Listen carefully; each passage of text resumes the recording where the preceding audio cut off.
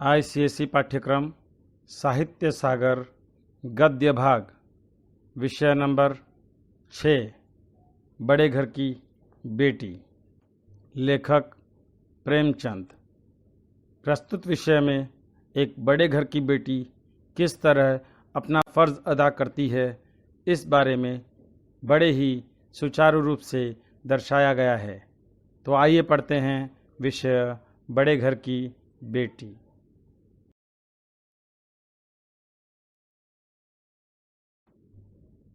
बेनी माधव सिंह गौरीपुर गांव के जमींदार और नंबरदार थे।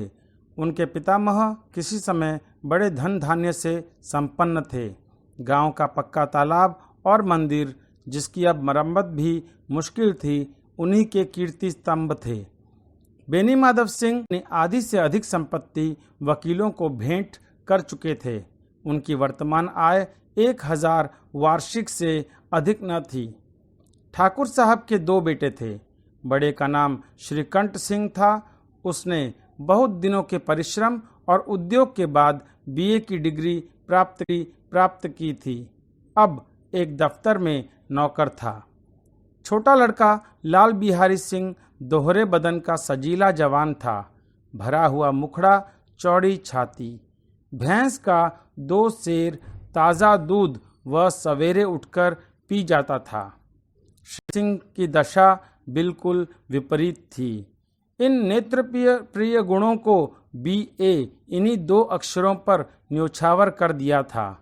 इन 2 अक्षरों ने उनके शरीर को निर्मल और चेहरे को कांतिहीन बना दिया था। श्रीकंठ निजी डिग्री के अधिपति होने पर भी पाश्चात्य सामाजिक प्रथाओं के विशेष प्रेमी न थे, बल्कि वे बहुधा बड़े जोर से उसकी निंदा और तिरस्कार किया करते थे। दशहरे के दिनों में वे बड़े उत्साह से रामलीला में सम्मिलित होते और स्वयं किसी न किसी पात्र का अभिनय करते थे। प्राचीन सभ्यता का गुणगान उनकी प्रकृति का प्रधान अंग था। सम्मिलित कुटुंब के तो वे एकमात्र उपासक थे। आजकल स्त्रियों को कुटुंब में मिलजुल कर रहने की जो अरुचि होती है, उससे वह जाति और देश दोनों के लिए हानिकारक समझते थे। यही कारण था कि गांव की ललनाएं उनकी निंदक थीं। कोई तो उन्हें अपना शत्रु समझने में भी संकोच न करती थीं। उनकी पत्नी को भी इस विषय में उनसे विरोध था। यह इसलिए नहीं कि उसे अपने सास ससुर, देवर या जेठ आदि से घृणा थी, बल्कि उसका विचार था कि यदि बहुत कुछ सहने पर भी परिवार के साथ निर्वाह न हो सके, तो आए दिन के कलह से जीवन को नष्ट करने की अपेक्षा अच्छा है खिचड़ी अलग पकाई जाए। आनंदी एक बड़े उच्च कुल की लड़की थी। उसके बाप एक छोटी सी रियासत के ताल्लुकेदार थे। विशाल भवन, 1 हाथी, 3 कुत्ते, झाड़ फानूस, ऑनरेरी मजिस्ट्रेटी और ऋण, जो एक प्रतिष्ठित तालुकेदार के योग्य पदार्थ हैं, सभी यहाँ विद्यमान थे। नाम था भूप सिंह। बड़े उदारचित्त और प्रतिभाशाली पुरुष थे, पर दुर्भाग्य से लड़का एक भी न था। आनंदी चौथी लड़की थी। वह अपनी सब बहनों से अधिक रूपवती और गुणवती थी। इससे ठाकुर भूप सिंह उसे बहुत प्यार करते थे। सुंदर संतान को कदाचित उसके माता पिता भी अधिक चाहते हैं। ठाकुर साहब बड़े धर्म संकट में थे कि आनंदी का विवाह कहाँ करें। न तो यही चाहते थे कि ऋण का बोझ बढ़े, और न यही स्वीकार था कि उसे अपने को भाग्यहीन समझना पड़े। एक दिन श्रीकंठ सिंह उनके पास किसी चंदे का रुपया मांगने आए। भूप सिंह उनके स्वभाव पर रीझ गए और धूमधाम से श्रीकंठ सिंह का आनंद के साथ विवाह हो गया।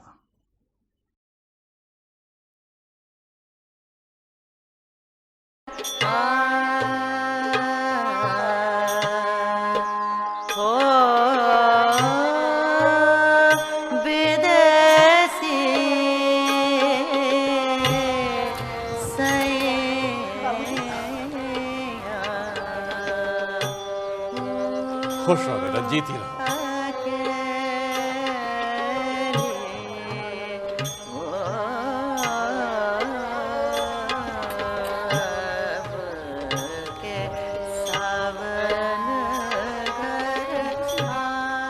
अरे हाँ, मैं तो बिल्कुल भूल ही गया था। आनंदी, तुमने अच्छा याद दिलाया।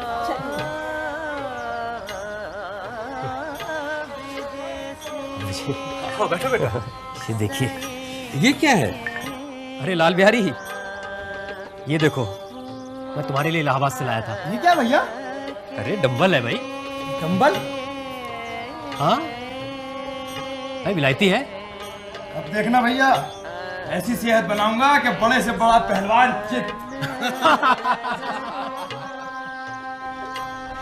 बाबूजी, सिर्फ पहलवानी करेगा या कुछ और भी करेगा? अरे बेटा, तुम्हें दिमागी कसरत का शौक है और इसे जिस्मानी वर्जिश का है। भैया राम, आपको मेरे साथ वापस जाना ही होगा। आपके बिना ये अयोध्या सुनी सुनी है भैया राम। देखो भरत, फिर से इधर आओ, तुम इधर आओ। देखो, मैं तुम्हें करके दिखाता हूँ। अरे हमारी तो भगवान जी से विनती है कि हे भगवान, सबको श्रीकंठ जैसा बेटा दो। सो क्यों बुआ? अरे अंग्रेज बाबुओं जैसी पढ़ाई लिखाई, फिर भी धर्म कर्म में पूरी निष्ठा। वो तो ठीक है, पढ़े लिखे हैं, समझदार हैं, धर्म कर्म में चाव रखते हैं, पर ये हम स्त्रियों के दुश्मन काय बने रहते हैं? आय हाय, ऐसा? आप सब तो जानते हो, हमारे घर में आए दिन कलह होती रहती है। और चुन्नू के बाबा तो चूल्हा चौका अलग करने पर राजी हो गए थे, पर श्रीकंठ लल्ला ने आके ऐसा पाठ पढ़ाया, ऐसा भाषण पिलाया, सारे घर की रोटी सेको। अरे बहन, पूरा कुटुंब मिलजुल कर साथ में रहे, इसके बड़े पक्षपाती हैं ये। अरे हमने अपनी आंखों से देखा, हमारे पड़ोस में रहता है तिलक चंद। अरे जमीन जायदाद को लेकर भाई भाई में बंटवारा हो गया। अरे मामला कोर्ट कचहरी तक पहुंच गया। इन्होंने बीच में आकर सुलह कराई, मामला सुलझाया, तब जाके मामला सुलझा। हाँ, पर जानती हो, इनका ये मानना है कि परिवार में फूट और बंटवारा स्त्री करवाती है। अरे बड़ा विचित्र तर्क है, पर इनकी स्त्री तो कुछ और ही कहती है। क्या? एक दिन की बात है, मैं हवेली गई थी किसी काम से। हाँ, तो बात बात में यही बात निकल पड़ी। तो आनंदी कहने लगी, अरे भाई, इतना सहने और तरह देने के बाद भी संग निर्वाह न हो तो रोज रोज की खिचखिच से अच्छा है अपनी खिचड़ी बाहर पकाई जाए। अरे वाह, ऐसा कौन? हाँ। अरे एक दिन तो आनंदी मुझसे भी कहने लगी कि ताली एक हाथ से नहीं बजती। वो तो सही है। घर टूटने का दोष सिर्फ स्त्रियों पर मरना उनकी भारी नाइंसाफी है। हाँ, अरे मैं तो कहती हूँ कि बड़े भाग्यवान है श्रीकंठ लल्ला कि आनंदी जैसी रूपवान और गुणवान बहू मिली, दुल्हन मिली। हाँ। बेनी माधव सिंह। बेनी माधव सिंह गौरीपुर गांव के जमींदार व नंबरदार थे। वे एक आदर्श पिता व समझदार व्यक्ति थे, परंतु स्त्रियों से अधिक पुरुषों को श्रेष्ठ समझते थे। वे संयुक्त परिवार के पोषक थे और वे किसी की प्रशंसा करने में भी चूकते नहीं थे। श्रीकंठ सिंह। श्रीकंठ बेनी माधव सिंह का बड़ा पुत्र था। बीए पास था। अधिक परिश्रम करने के कारण शरीर से निर्बल व कांतिहीन था। संयुक्त परिवार को मानता था। पाश्चात्य सामाजिक प्रथाओं को विशेष पसंद नहीं करता था। स्त्रियों को कुटुंब में साथ रहने की जो अरुचि होती है, उसे वह देश और जाति दोनों के लिए हानिकारक समझता था। इसलिए स्त्रियां उसे नापसंद करती थी। अपनी से बहुत प्यार करता था तथा अपने कर्तव्य पालन के लिए प्रत्येक शनिवार को घर आ जाया करता था। भावुक व सहृदय था। अपनी पत्नी के आंसू सहन नहीं कर सकता था। साथ ही पति धर्म की मर्यादा को भी जानता व समझता था। वह सरल व सीधा युवक था। तर्क शक्ति में पंडित था। संक्षेप में श्रीकंठ एक पढ़ा लिखा, समझदार, संयुक्त परिवार को पसंद करने वाला, सीधा साधा, तार्किक बुद्धि वाला युवक होने के साथ साथ एक मर्यादा पालक पति भी था। लाल बिहारी सिंह। सजीला जवान, दूध पीने का शौकीन एवं हृष्ट पृष्ठ युवक था। खाने पीने का वह विशेष शौकीन था। वह बहस करने में भी प्रवीण था, परंतु परिवार से बहुत ज्यादा प्यार भी करता था। हृदय वह भावुक भी था। अकेले रहने की वह परिवार से अलग होने की बात से ही वह फूट फूट कर रोने लगता था। क्षमा मांगने से उसे कोई छोटा नहीं होता, इसका उसे ज्ञान था। अतः लाल बिहारी एक सहृदय, स्वस्थ, क्रोधी, प्रेम करने वाला एक भावुक युवक था। आनंदी। कहानी की नायिका आनंदी एक सुंदर व समझदार धनी परिवार की रूपवती व गुणवती कन्या थी। मिलनसार व हर परिस्थिति में मिलजुल कर रहने वाली मृदुभाषी व परिश्रमी युवती थी। अपने ससुराल के सभी सदस्यों से प्रेम व श्रद्धा रखती थी। अपने मायके की मर्यादा को भी भली भांति कायम रखना जानती थी। अपने सम्मान की भी रक्षा करना जानती थी। वह यह भी भली भांति समझती थी कि स्त्री का बल, साहस, मान और मर्यादा पति तक है। तो आइए पढ़ते हैं विषय बड़े घर की बेटी। भाभी, भाभी जी लल्ला जी, बहुत भूख लगी है। बैठिए, खाना तैयार है। नहीं नहीं, अभी असली चीज तो आपने बनाई ही नहीं। वो क्या? ये लीजिए, ये अभी शिकार करके लाया हूं, पका दीजिए। मैं तब तक स्नान करके आता हूं।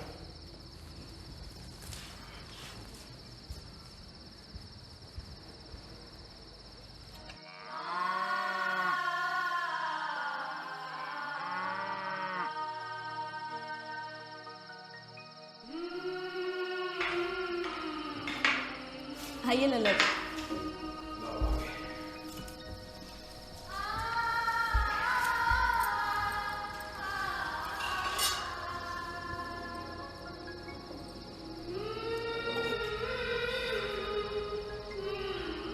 भाभी, ये क्या है? दाल में घी तो है ही नहीं। लल्ला जी, घर में जितना भी घी था वो मैंने मांस में डाल दिया। क्या बात कर रही हो? परसों ही तो घी आया है। मुझे कुछ नहीं मालूम लल्ला जी, घर में जितना भी घी था वो मैंने पूरा का पूरा मांस में डाल दिया। कह तो ऐसे रही हैं जैसे मैके में घी की मानो नदियां बहती हैं। मायके की बात ना करो लल्ला जी, हाथी मरा भी तो 9 लाख का, वहाँ तो इतना घी रोज काम करने वाले ही खा लेते हैं। बहुत लंबी जबान है तुम्हारी, घी में तुम्हारा जबान खींच लूं। तमीज से बात करो लल्ला जी, मैं अकेली हूँ तो रोब गाड़ते हो, वो यहाँ होते तो मजा चखाते तुम्हें। इसकी धौंस पे है और तुझे दोनों को देख लूंगा।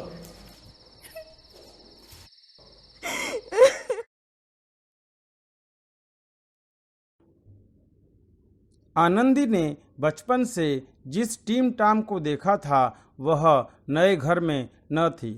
उसने स्वयं को परिस्थितियों के अनुरूप ढाल लिया, जिससे उसके त्याग, सम्मान, क्षमाशीलता, पारिवारिक प्रेम, स्वाभिमान आदि गुणों का परिचय मिलता है।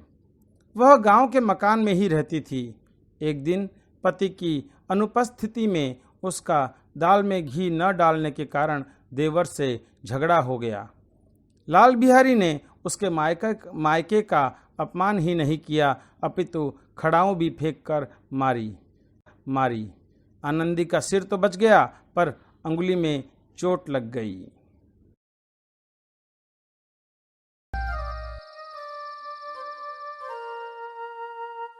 बहू ने 2 वक्त से रसोई नहीं पकाई है। ये औरत ऐसी घमंडी निकलेगी कभी सोचा भी नहीं था। वो तो दद्दा का ख्याल आ जाता है, वरना अब वो तो परसों आएगा, तब तक खाने का क्या किया जाए? क्या करना है, हलवाई से कह देता हूं, उसकी औरत आके खाना बना जाएगी। ठीक है। अरे आज कुछ बदली से दिखाई दे रही है आसमान में। अरे ऐसी बात ना करो ठाकुर। क्यों भाई? अरे क्यों क्या, देख नहीं रहे हो सारी फसल तैयार खड़ी है खेतों में कटाई के लिए। हाँ, सारी फसल मर जाएगी भैया, तैनाश हो जाएगा। तो सही कह रहो भैया, बहुत फिक्र की बात है। जाएंगे कहाँ पे? हाँ, और वैसे ही अनाज का भाव। अरे श्रीकांत, वही खुश रहो। आज तो भाई शाम आनंद आ जाएगा। अरे शरबत बनेगा, शरबत। और सुनाओ भैया, क्या खबरें हैं शहर की? अरे काका, शहर की खबरें तो वैसी ही हैं जैसी पिछले सप्ताह थी। गांव की बताइए, रामलीला की तैयारी कैसी चल रही है? रामलीला। अरे हम क्या तुम्हें हनुमान दिखाई देते हैं बिटुआ? अरे बेटा, हम बूढ़ों को नाटक नौटंकी की बातें क्या मालूम, ये सब तुम जवानों को सुहाता है। सही मुंशी जी, आगे बढ़ाइए, तो दबा के ही बैठ गए इसको। ये सच है कि अंग्रेजों के पास दिमाग बहुत है, इसीलिए इतने सालों से वो हिंदुस्तान पर हुकूमत कर रहे हैं। शहर बिहारी जी, हम हिंदुस्तानी अपनी आपसी फूट के मारे हुए हैं। जो हम एक हो जाए ना, तो दुनिया की कोई भी ताकत हमारे सामने न टिके। सत्य वचन पंडित जी, सत्य वचन। राम राम राम भैया। आओ बेटा लाल बिहारी, आओ। लाल बिहारी बेटा, कैसे हो? सब मौज हो रही है ना? चलो खुश रहो बेटा। चलो भाई चलो। चले, हाँ देर हो रही है। अच्छा ठाकुर जी। अच्छा ठाकुर साहब, नमस्कार। आप क्या हो?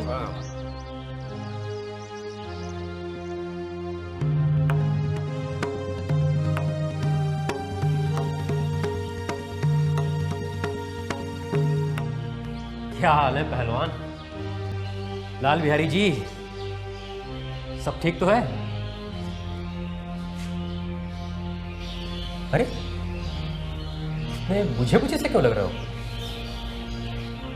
नहीं भैया, सब ठीक है। बस आपसे एक बात कहनी थी। हाँ कहो कहो। भैया, भाभी को समझा लीजिए कि जरा जबान संभाल कर बात करें, वरना अनर्थ हो जाएगा। अरे हुआ क्या? लाल बिहारी ठीक कह रहा है बेटा। बहू बेटियों का ये स्वभाव अच्छा नहीं कि मर्दों के मुंह लगे। अगर वो बड़े घर की बेटी हैं, तो हम भी किसी नीचे खानदान के नहीं हैं। लेकिन आखिर बात क्या हुई? देखो बेटा, तुम सफर से थके मांदे आए हो, खा पी के आराम करो, सुबह इत्मीनान से बातें हो जाएंगी। जी बाबू। लाल बिहारी, हुआ क्या? कुछ ही नहीं हुआ, यूं ही यहां पे आप उलझ पड़ी। मैके के सामने हमें तो कुछ समझती नहीं है ना। ऐसा व्यवहार करती है जैसे कहीं की महारानी हो। समझाइएगा उन्हें। आनंदी अपना अपमान सहन न कर सकी। वास्तव में बड़े घर से तात्पर्य दौलत से नहीं, अपितु संस्कारों से होता है। इसलिए वह स्वयं को परिस्थितियों के अनुरूप ढाल लेती है। उसका सम्मान उसके परिवार से है। देवर द्वारा किए गए अपमान को उसका स्त्रीत्व सह न सका और वह 2 दिन तक कमरे में बंद रही और न कुछ खाया न पिया। स्त्री का बल और साहस, मान और मर्यादा पति तक है, इसलिए आनंदी बिल्कुल चुप रही। श्रीकंठ के घर आने पर लाल बिहारी ने भाभी की शिकायत की। पिता ने भी उसका साथ दिया।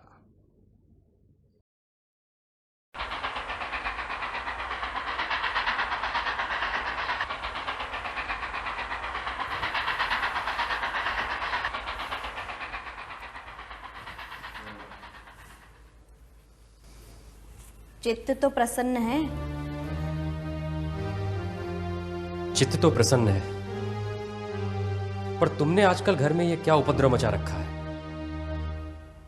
जिसने तुमसे ये आग लगवाई, मिले तो मुंह झुलस दो उसका। अरे अरे, इतनी गर्म क्यों होती हो? तनिक बात तो कहो, हुआ क्या? क्या कहूं, ये तो बस मेरे भाग्य का फेर है।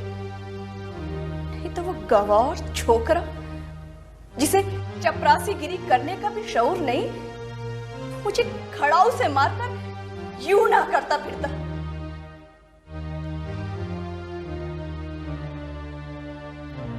खड़ाऊ से मारकर?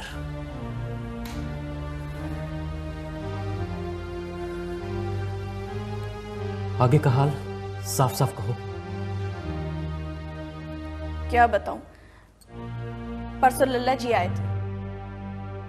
बोले कि भाभी मेरे लिए मांस पका दो।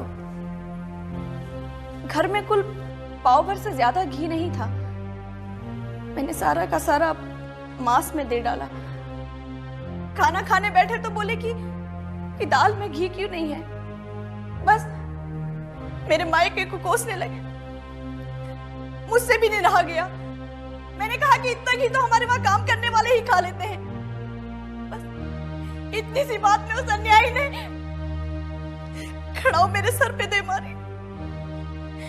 मैं हाथ से न रोकती तो मेरा तो सर फूट जाता। ये देखिए,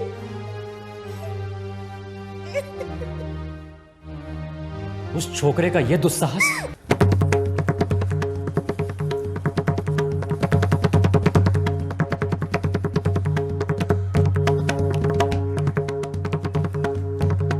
बाबूजी, अब इस घर में मेरा निभाना होगा।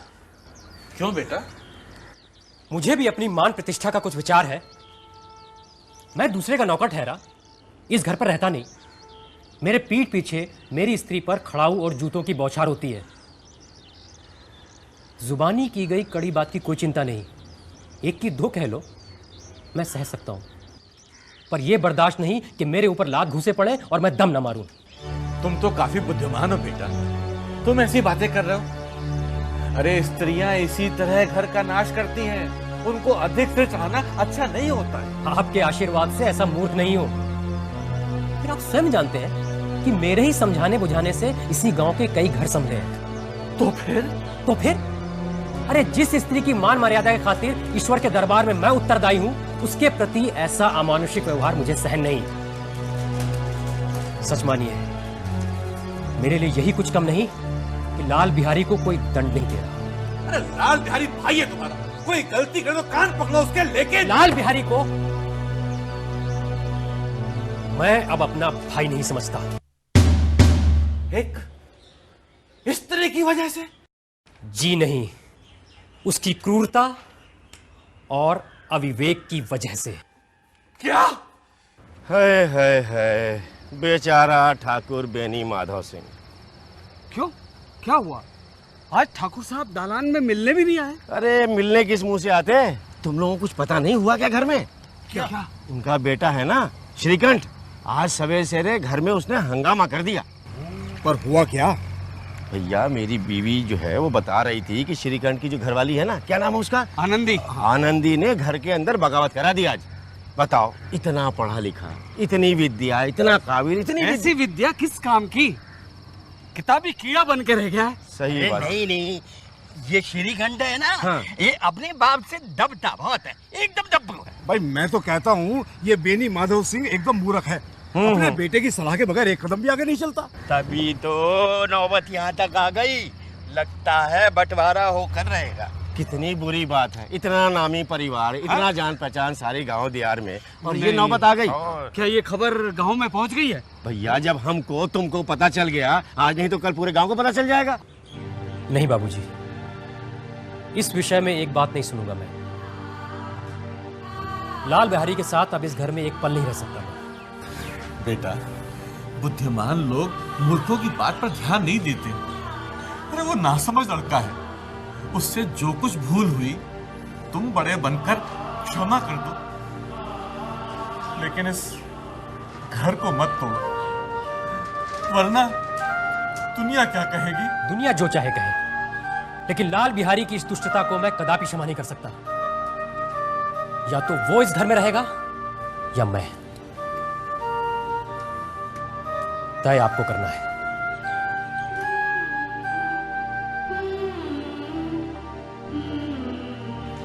आपको यदि वो अधिक प्यारा है तो मुझे जाने दीजिए, और यदि मुझे रखना चाहते हैं तो उससे कहिए जहां चाहे वो चला जाए। बस यही मेरा अंतिम निर्णय है।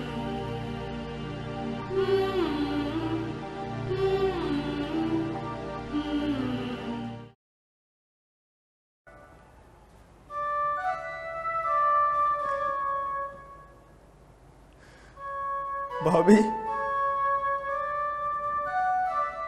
भैया ने निश्चय कर लिया है कि वो हमारे साथ नहीं रहेंगे। मेरी सूरत भी नहीं देखना चाहते, इसलिए मैं जा रहा हूं। अगर कोई अपराध हो गया हो तो क्षमा कर दीजिए। सुनिए, लल्ला जी बाहर खड़े बहुत रो रहे हैं। तो मैं क्या करूं? उन्हें भीतर बुला लो। आग लगी मेरी जीप को, न जाने कहां से मैंने झगड़ा लगवाया। उन्हें अंदर बुला लो। मैं ना बुलाऊंगा। भाभी, भैया को हमारा प्रणाम कह दीजिएगा। शक्ल देखने से मना किया है ना, इसलिए भीतर नहीं आ रहा। लल्ला जी रुकिए। रुको रुको लल्ला जी, रुको। मुझे जाने दो भाभी। कहाँ जाते हो? जहाँ कोई मेरा मुंह ना देखे। और अगर हम ना जाने दे तो? आप लोगों में रहने योग्य नहीं हो। लल्ला जी, तुम्हें हमारी सौगंध, अगर एक भी कदम आगे बढ़ा है तो। जब तक भैया का मन हमारी तरफ से साफ नहीं हो जाएगा, हम लौट कर नहीं आएंगे। लल्ला जी, मैं भगवान को साक्षी देकर कहती हूँ कि तुम्हारी ओर से मेरे मन में तनिक भी मैल नहीं। आपके मन में नहीं, लेकिन भैया फिर कभी ना कहना मेरा चेहरा ना देखो। उसके अलावा कुछ भी दर्द दो, वो हमारा सर माथे पर है। ला, इन बातों को बिल्कुल भूल जा। ईश्वर चाहेगा तो फिर कभी ऐसा अवसर ना आवेगा। भाभी। लल्ला जी,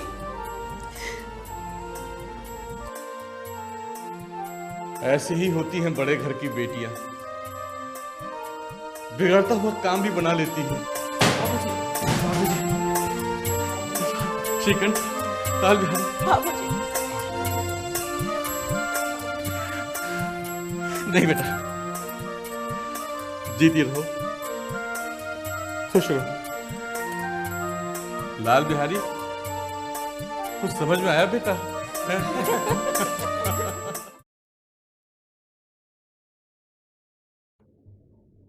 बाद में पूरी बात जानने पर जब श्रीकंठ ने कहा कि इस घर में या तो वह रहेगा या लाल बिहारी, तो लाल बिहारी रोते हुए भाभी से माफ़ी मांगता है। भाभी ठहरी बड़े घर की बेटी। उसके संस्कार ऐसे थे कि न केवल उसने लाल बिहारी को माफ़ किया, अपितु उसे माफ़ करने के लिए पति को भी प्रेरित किया।